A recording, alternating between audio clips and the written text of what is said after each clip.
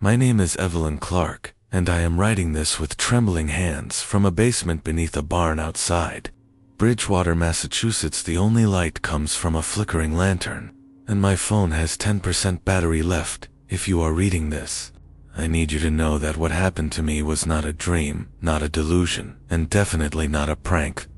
3 nights ago I was in my apartment near Bridgewater State University. It was a humid August night, and I was finishing a paper on anomalous psychological behavior for my summer course. I had just brewed a cup of tea and sat on my couch when my television flickered to life. The screen turned blood red. The text that appeared was static at first, then sharpened into words I could barely read. Do not look away. Stand by the window. Keep your eyes open. I stared, frozen. The sound was like 1,000 wasps vibrating inside my skull. A high pitch, without mercy. I tried to turn the television off, but the remote was dead. My phone screen was flickering to the same message repeated, and then suddenly my name appeared in bold white letters, VELY, and then another line below, E2 have been chosen. I heard a sharp knocking on my window. It was not a tap, not a casual knock. It sounded like someone slamming their forehead repeatedly against the glass. I stood paralyzed. My apartment is on the 3rd floor. I dared to look. There was a face, a stretched face, eyes like black marbles, mouth torn at the corners. Its head was pressed against the glass.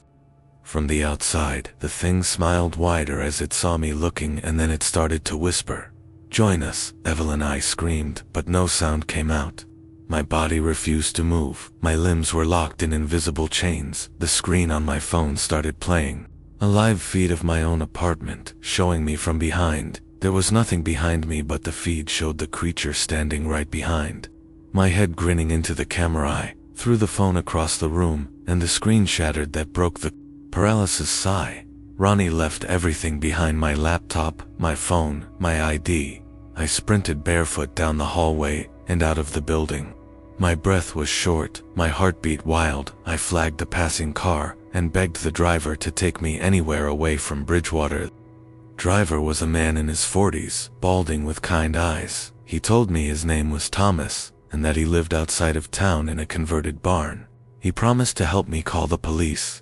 We drove for 10 minutes in silence, until I noticed that every house we passed had their front doors wide open, no lights inside, no people. I asked him if he noticed it too, but he only nodded as if it was expected. We pulled into a long dirt road leading to his barn. He opened the door and I followed him inside. It was warm, filled with antique furniture and the smell of pine wood. Then I saw them photographs, hundreds of them covering the walls. All of them were of women just like me, same black hair, same pale skin, same green eyes, and under each photo, a name scratched violently into the wood. Evelyn Clark. Over and over I turned to run, but Thomas was blocking the door. His smile was wider now, his eyes blank, like he had been hollowed out. He spoke in a voice that sounded like a chorus of whispers. You made it farther than the others. Then he reached for something under his coati, ran past him, knocking over a cabinet, and fled into the woods behind the barn. I have been hiding here ever since. I can still hear the sirens. They come in bursts every hour, and with them, the whispers return. I do not know who will find this, or if anyone will believe it, but if you live in or near Bridgewater, listen to Meadow, not watch the red screen. Do not answer the knock, and never look out your window after the sirens. I spent the first night in a shallow trench covered with leaves, trying to breathe quietly as the wind carried voices through the trees. Not animal sounds, not wind tricks. These were voices. They chanted in low, broken rhythm, somewhere between a growl and a melody. They never got close, but they never stopped either. I saw one of them at dawn, a figure standing at the tree line. Tall, motionless, arms impossibly long, down to its knees, its head tilted, as if listening, but it had no ears, no eyes either, just smooth, pale skin stretched like wet cloth over bone. I watched it for an hour. It never moved. When I blinked, it was gone. I found a dirt road sometime around noon, and followed it until I saw a farmhouse. It looked abandoned, window boards loose and flapping in the breeze. But I needed shelter. I needed answers. The front door was open. I stepped inside, calling out, but no one answered. The place smelled like rotting fruit and wet earth. There were drawings on the wall scratched in charcoal human shapes. With hollow eyes and wide mouths, a journal was sitting open on a table. The last entry read, "They are not who they used to be. They wear the skin, but not the soul. I locked her in the cellar. I pray she stays quiet." I froze. A loud creak echoed from below the floorboards. Then, a whisper of Evelyn, turned slowly toward the cellar door. It was slightly ajar. Something moved in the shadow beyond. "Knows my name." I stepped back, but the door creaked wider. Something began to crawl up the stairs, dragging itself. Slowly, thump by thump, I saw fingers first, too many of them thin, like spider legs. The smell of rot was stronger now. Ran into the kitchen, slammed the back door, and sprinted across the field, toward a line of trees. I heard the thing scream behind me, but it was not a human sound. It was like metal screaming, mixed with broken teeth, chattering. My legs burned, my chest ached. But I kept running. I made it to a creek and dropped to my knees, drinking with both hands. I looked up and saw something floating down the water. A face. It was mine, mouth wide open, eyes missing, skin gray like clay. It bumped against the rocks, then floated past like nothing mattered. I do not remember walking after that. I just wandered until I found the field of scarecrows. They were not made of straw. They wore real clothes, torn and stained with something dark and crusted. Some had shoes with names carved into them, names I recognized from campus flyers and missing persons reports. I saw Thomas. He was there too, hung up by the arms, head missing, chest sewn shut with barbed wire. I collapsed in the dirt and screamed, but the wind swallowed the sound. Then the sky turned red. No clouds, no sun, just red like raw meat, and something began to fall. Ash landed on me. It burned like acid. I got up and ran again. The barn was the only place I knew that might offer cover. I had to go back. The sirens started again, longer. This time, louder voices began to echo from the treetops. "Evelyn, Evelyn, Evelyn, Evelyn." I tripped over roots and slammed face first into the dirt. Blood filled my mouth, but I pushed forward, crawling until the barn came into view. It was no longer empty. Lights flickered inside. Shadows moved behind the windows. Something was waiting for May stood at the edge of the barn, staring at the light bleeding through the cracks of its old wooden walls. Each step I took forward felt like I was sinking deeper into a nightmare. I did not recognize the voices anymore. They were no longer whispering my name. They were singing. The melody was disjointed, full of broken chords and unnatural rhythms. It came from below the floor somewhere, deep and ancient, like the earth itself was humming in grief.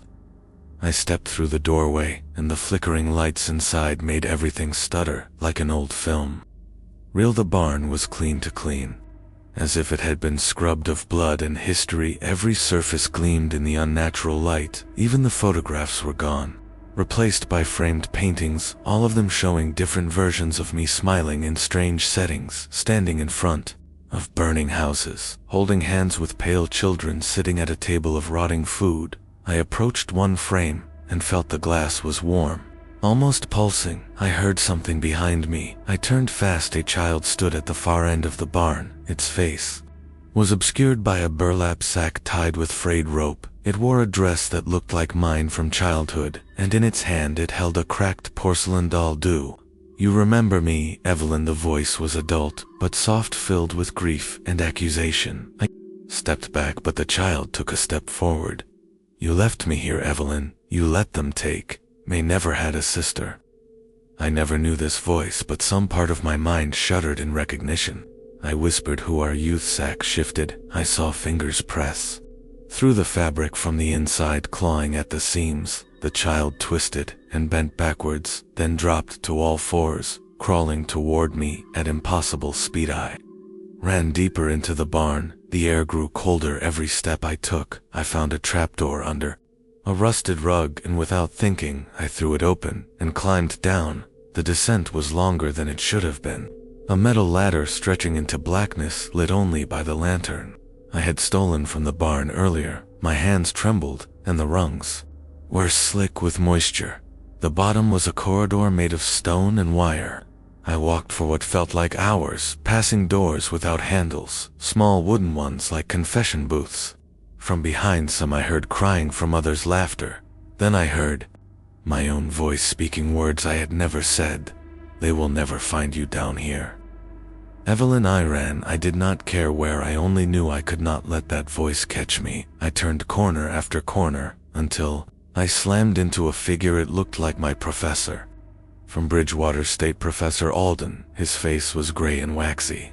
His eyes were stitched shut, but his mouth smiled wide.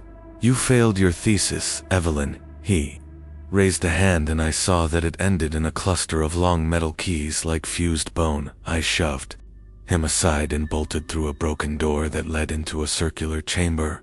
The floor was covered in mirrors, cracked and filthy, but still reflecting. Not me, but others, some screaming, some whispering, some just staring. In the center of the room was a large pit with iron bars bent outward. A sound rose from it, not a growl, not a roar. It was the siren again, but slowed down, drawn out like a dirge. The air vibrated with it. He stepped closer. Something moved below a mass of limbs and mouths, all shifting, and convulsing eyes blinked open across its surface. All of them looked at me then. They spoke in unison. "We are hungry," turned and fled back the way I came, only the path was different now. The stone corridor was gone, replaced by a tunnel of flesh, wet and pulsating. The walls, breath hands reached from the walls, trying to hold me back. They felt familiar. Their fingers whispered my name in different tones. I screamed and kept running until a door appeared ahead, iron rusted and covered in handprints. Opened it and found myself in my childhood bedroom. Everything was perfect. Posters still on the walls, my old books on the shelf. My mother sat on the bed, smiling gently. She patted the mattress beside her. "Come, rest, Evelyn, you have had a hard day." Stepped backward. My mother died when I was 17. Her face shifted, then collapsing into itself and stretching back out like clay. Her eyes turned white. Her voice deepened. "You will not leave." Agani turned and ran into the hallway, which twisted into a staircase made of bone, leading up into the barn again. I climbed without stopping, gasping for air. When I reached the top, the lights had died. The paintings were gone, but something had left the trapdoor open behind me and it was coming up. I slammed the trapdoor shut and threw my weight against it. My breaths came in short, frantic bursts, but I could still hear the thing on the ladder, its fingers scraping against the iron rungs. Something was muttering in a language I did not know, but somehow understood it. Promised I would see everything. I grabbed an old iron beam from the corner and jammed it through the trapdoor handles, praying it would hold. Then I stumbled outside into the open air. The moon was red like it had been soaked in blood. The trees whispered to each other, but no wind. Blue Eye needed help. I needed someone real, I remembered. Thomas, the driver, he had said he lived nearby, but what if he was one of them? What if he was never real? An alley ran anyway, followed the dirt road, through the woods, past dead animals and flickering lanterns hanging from branches, like glowing eyes. The deeper I went, the more the forest seemed to curve in on itself. Trees growing sideways, insects humming backwards, sounds played in reverse. Then the radios began, old radios perched on stumps and rocks, all of them turning on at once, broadcasting static and distorted voices. The messages were fractured, but somehow synchronized. "We see you, Evelyn, you are almost ready, the forest wants you." Buckeye screamed and ran faster until I saw a house, not a barn, not a ruin, a real house. Lights on porch swing creaking gently. I ran up the steps and pounded on the door. An old woman opened it. Her eyes were pale blue, her skin thin like wax. She looked at me with recognition. Before I could speak, she opened the door wider. "You brought it with you." She let me in without asking another question. The house smelled like burnt sugar and something older. She led me to a small living room filled with clocks, none of them ticking. She sat down and offered me tea. I did not drink it. She never touched hers either. "They do not want your body, Evelyn. They want your memory." Asked her who they were. She shook her head. "Not who, what they are. Fractures of something." Ancient something broken when men first gave names to things they live between the moments of silence after a scream. They feed on what we forget. I told her about the red screen, the face at the window, the voices. She nodded slowly and pointed to an old television in the corner. It flickered on by itself. The red screen this time it showed something else. A field. A woman standing barefoot, surrounded by mirrors. Her face was mine but older, her eyes bleeding black, her mouth sewn shut. The old woman said she had seen that vision 2 years ago when she was chosen. I asked her why she was still here. Because I hid, she said, because I remembered who I was then. The lights went out. A siren began to wail from somewhere outside, but it was warped low and slow like a record being melted. The windows fogged over from the inside, and the walls began to drip with water that smelled like the ocean they are. Here the woman grabbed a photograph from the table and shoved it into my hand. It showed her, younger with another girl, also her, also me. They will try to unmake you, Evelyn. They will try to stitch something else into your skin. Siren rose again, and the television changed. It showed the interior of the house we were in right now, except there was someone standing behind. May turned, but there was no one. Then I looked again. The photo she gave me no longer showed her. Only meet Weiss, once smiling, once watching. The old woman was gone. I do not know when she left, or if she ever existed at all. The clocks in the room began ticking, all at once, loud and irregular, like bones snapping out of rhythm. The house trembled, not from something outside, but from something underneath.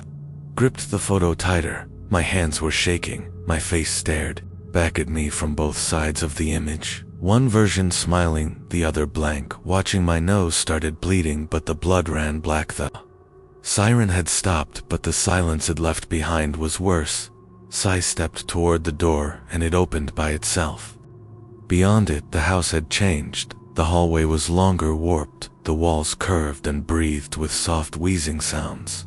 Pictures on the walls blinked as I passed by, some whispering names I used to know. When I reached the end of the hall, I found a spiral staircase descending into what should have been the basement, but there was no bottom. Just darkness that pulled at the edges of my mind like gravity made of thought. I had to go down. Each step echoed too many times. The further I went, the more I forgot my brother's face, my father's voice, my own name, but I kept going. At the bottom was a door made of teeth, not wood, not metal, just long yellowed teeth fused together. It opened when I touched it. Behind it was a theater, rows of empty red seats, and a silver screen flickering with static. A film began playing without sound, just a sequence of images. Me, as a child, me, sleeping, me, standing over someone in a bed holding something sharp. I tried to turn away, but my legs locked. I could not move. I could only watch. The images flickered faster, more violent screams, trapped behind silent film. Then the screen went red from the seats around me. Things began to rise, shapes wearing the faces of everyone I had ever loved but wronged. Too tall, too still. One stepped closer. You are remembering too fast, Evelyn. It raised a hand, and the ceiling above the screen peeled open, revealing the night sky. Except the stars were moving. No, not stars, eyes, thousands of them blinking in perfect sync, watching me. The ground cracked, and I fell through the floor, landing on something soft and wet. The woods again, but twisted, wrong. Trees, taller than skyscrapers, roots pulsing like veins. The ground breathing beneath my feet. The moon moved like it was wood. Small cabin appeared, ahead, lights on, smoke curling from the chimney. I should not have gone in, but I had nowhere else. Inside was a single room, walls covered in photographs. All of me, all taken at different times, some recent, some impossibly olden. The center of the room was a woman sitting in a rocking chair facing away from me. She was humming the melody I had heard in the barn. I stepped closer. She stopped humming. Do you remember now, Evelyn? Her voice was mine. She turned around slowly, and I saw my own face again, but aged, ravaged, eyes hollow, and mouth torn open in a permanent scream. She reached out a hand and touched my cheek, who were never meant to leave behind. The wall split open, revealing a tunnel of writhing roots and flesh. You must return what you stole. I tried to run, but my feet sunk into the floor. The cabin groaned, and the air grew thick. The photographs ignited one by one, burning away the images of me until only the empty frames remained. The woman screamed, and the sound shattered the walls. The world tore open, and I fell again into the signal. I woke in a white room, with no walls. The sky above was a blank ceiling that pulsed like skin. My body ached, my fingers were cracked open, and something was moving inside. The wounds slowly, rhythmically, like breathing across. The room was a mirror, but it did not reflect me. It showed a version of me I did not remember. Skin pale, eyes blank. Her mouth moved silently, repeating the same phrase, "Do not forget who you were." Voice boomed from everywhere and nowhere. Simultaneously, it was not language. It was memory spoken aloud, not through words but sensation. I remembered biting into a lemon at age 5. I remembered the moment I first saw Snow Eye. Remembered the sharp click of my father's watch as he held me the day my mother died. I was being unmade. The mirror cracked, and bled hands emerged from the white floor and dragged me backward through the skin of the room. I screamed, but no sound came. I landed in a city empty and silent but familiar. Every building looked like a piece of a place I had lived before, all connected into a nonsensical puzzle. Apartments merged with classrooms, merged with the diner where I worked after high school. People walked past me, but none had faces. They wore my old clothes. They held my childhood toys. They whispered names of people I had forgotten. I followed a version of myself through alleys and corridors that led deeper into impossible spaces. A high school locker room opened into the delivery hall of a hospital that bled light from beneath every door. Opened one. Inside was my mother. Something wearing her shape stood at a table cutting photographs with rusted scissors. Her hands never stopped moving. Her eyes never looked at me. Her voice came out wrong. "You cannot go back." She lifted one photo and showed it to Mimi brother's face, but his mouth was missing. Cut the picture in half, and the world split again. Now I was underwater. No upward, no downward shapes moved. In the dark vast things their eyes flickered in binary light. Some of them noticed me. One came close. Sid's voice was a cloud of screaming and memory. It poured into me and showed me where I had come from and why the signal chose me. The world had ended once already. We are what crawled out. The signal is not a warning, it is a seed. I screamed as something vast began to open beneath me, a hole not of earth but of unmemory, a well that drank identity. I clawed upward through the ocean of screams toward a flickering red light. It was the siren. It was calling. A goon. I surfaced in a room lit by dozens of televisions, all of them showing me from different angles, each screen a different version of me, laughing, crying, staring. Blankly in the center of the room sat Thomas Knott. As I remembered him, his skin peeled at the edges, and his eyes spun like dials tuning to static. "Welcome home, Evelyn," I asked him. "What this place was?" He smiled with too many teeth. "It is where the signal begins." He pressed a button, and every screen turned red. Then he vanished, and the door behind me opened by itself. The door opened onto a hallway made of meat. The walls pulsed and twitched, as if breathing with me, or despite me. The floor was wet and warm, and every step made a squelching sound that echoed far too Langa. Red light blinked at the end of the corridor, slow and deliberate, like the heartbeat of something watching. I walked toward it because I had no other choice. On the wall's veins writhed beneath the surface, spelling names I had forgotten, then spelling them again with letters twisted backward and symbols. I almost recognized the hallway opened into a vast chamber. I was inside a machine. Gears, taller than houses, turned without sound. Pistons pumped black oil through translucent tubes full of floating eyes. I could hear whispers in the churning, the voices of everyone I had ever known, speaking all at once. "You left us, Evelyn. You took it with you. You brought it back." At the center of the machine was a chair made of bone and wire and hair, a throne of memory. I sat down because I knew I was supposed to. The moment I did, the machine screamed. My body locked into place. The wires crawled under my skin, and the bone of the chair melted into my spine. My mind was not mine anymore. I was watching and being watched. Screen lowered in front of me, showing a single image: Bridgewater, my town hall, and untouched. Then the signal hit it. The sky turned black, the ground peeled open, the people screamed until they were static. The buildings pulsed like hearts and the roads bled names into the air. This was not a vision, this was a broadcast from May.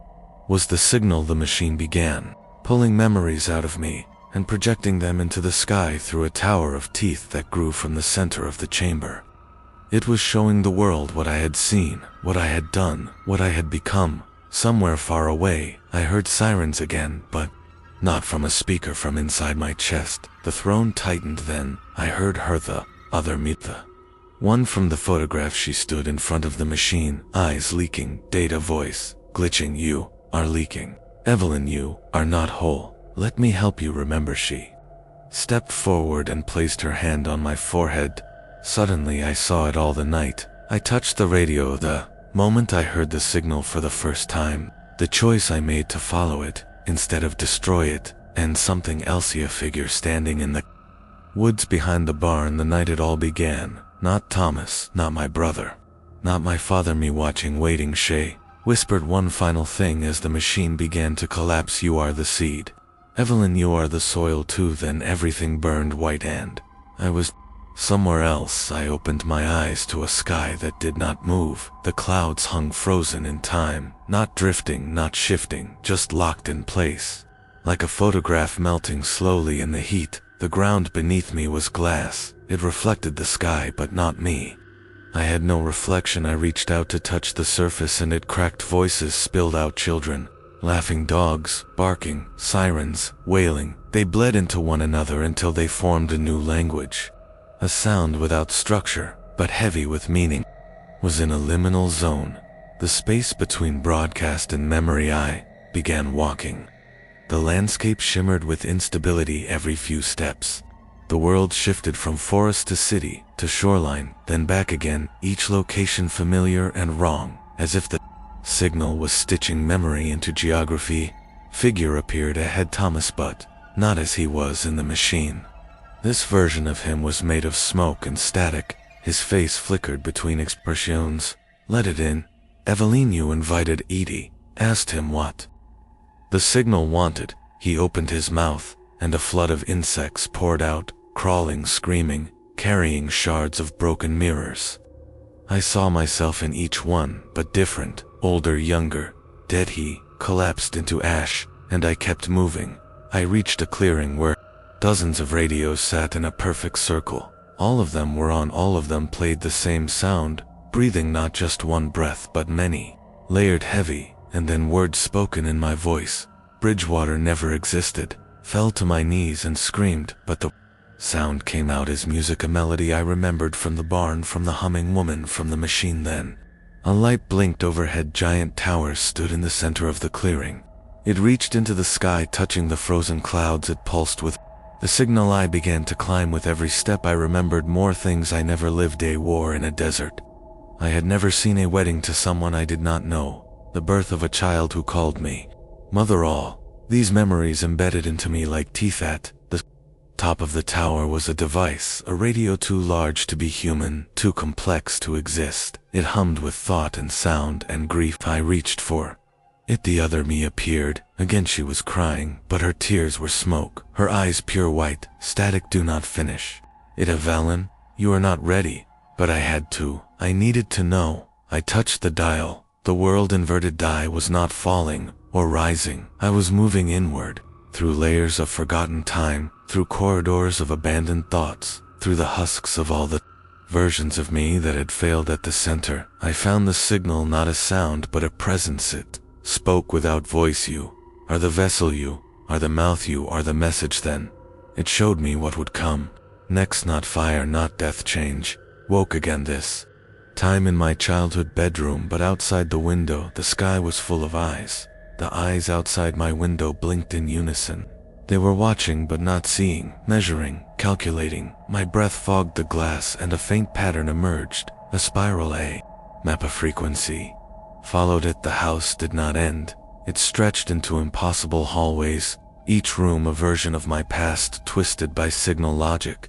My first birthday party with no faces, my prom night, but the music played backward. My father reading bedtime stories from books with blank pages.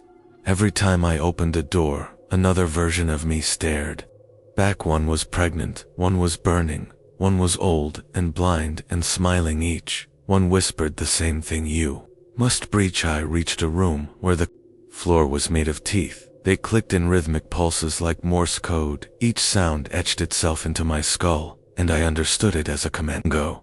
Dippery dropped through the teeth into a tunnel of mirrors, and was immediately surrounded by versions of the tower I had climbed before. Each tower flickered with different colors, some bright, some rotting, some silent. At the center was the real one. It had changed now. It pulsed with a red light, like a wound waiting to reopen. I climbed again. The wind screamed, but it carried no air, only data, pure encoded, pain near the top. The other Evelyn waited. She looked tired, broken, her voice a whisper, barely louder than the static in my head. You are almost there, but you have to decide. I asked her what to breach. Washi smiled and pointed behind me. The signal was no longer a sound, or a tower, or a place. It had taken form, a vast eye stitched from the dreams of everyone who had ever lived. Its gaze cracked reality, and bent it like heat over asphalt. It was showing me the cost. If I let it through, I would lose myself, not in death, but in plurality. I would become a broadcast, not a person, a pattern passed from speaker to speaker, from mind to mind.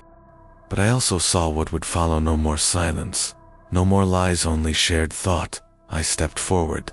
I did not blink. It opened wider until I saw myself inside it again and again and again. Then I spoke aloud for the first time in what felt like centuries. I am ready.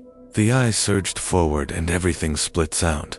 Memory, identity, all rewritten, and I fell into the breach. There was no sky, no ground, no Evelyn, only pattern, only signal. I existed as motion, as vibration, as meaning. Without body, I was carried through cables and airwaves, and light and shadow. I saw the world from every speaker and every broken television screen, from every whispered thought and fractured memory.